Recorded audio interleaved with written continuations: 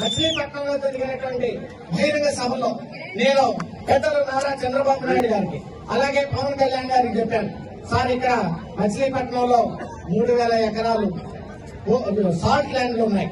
ఆ సాల్ట్ ల్యాండ్లు కానీ మనం డెవలప్ చేసినట్లయితే ఈ పోర్టుకు అనుసంధానంగా బ్రహ్మాండమైనటువంటి యాన్సిలర్ యూనిట్లు వస్తాయి. కంటైనర్ కార్పొరేషన్ వాళ్ళ ద్వారా కానీ వేరే సంస్థల వారి ద్వారా కానీ అనేక ఇండస్ట్రీస్ తీసుకొచ్చి ఈ స్థానికంగా ఉన్నటువంటి అనేక మంది నిరుద్యోగులకి వైజాగ్ మాదిరిగానో మెడ్రాస్ మాదిరిగానో ఇక్కడ ఒక మంచి ఇండస్ట్రియల్ హబ్ గా తయారు చేద్దాం, ఉద్యోగాలు వస్తాయని చెప్పేసి నేను చంద్రబాబు నాయుడు గారితో చెబితే ఎస్ తప్పకుండా అది చేద్దామని చెప్పేసి ఆయన పబ్లిక్ మీటింగ్ లో చెప్పాను.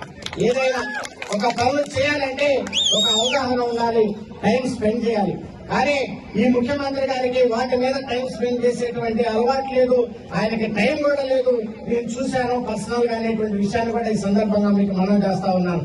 ఈ కూటమి వచ్చిన తర్వాత ఆ పోర్టు అభివృద్ధితో పాటు ఆ 3000 ఎకరాల్లో బ్రహ్మాండమైనటువంటి ఇండస్ట్రియల్ హబ్ తయారు చేసి స్థానికులకి ఉద్యోగ అవకాశాలే కాకుండా వ్యాపారం చేసుకునేటువంటి వాళ్ళకి కూడా అవకాశాలు కల్పించేటువంటి అవకాశం వస్తుందనేటువంటి విషయాన్ని కూడా ఈ సందర్భంగా మీ అందరికీ మనం చేస్తా ఉన్నాను.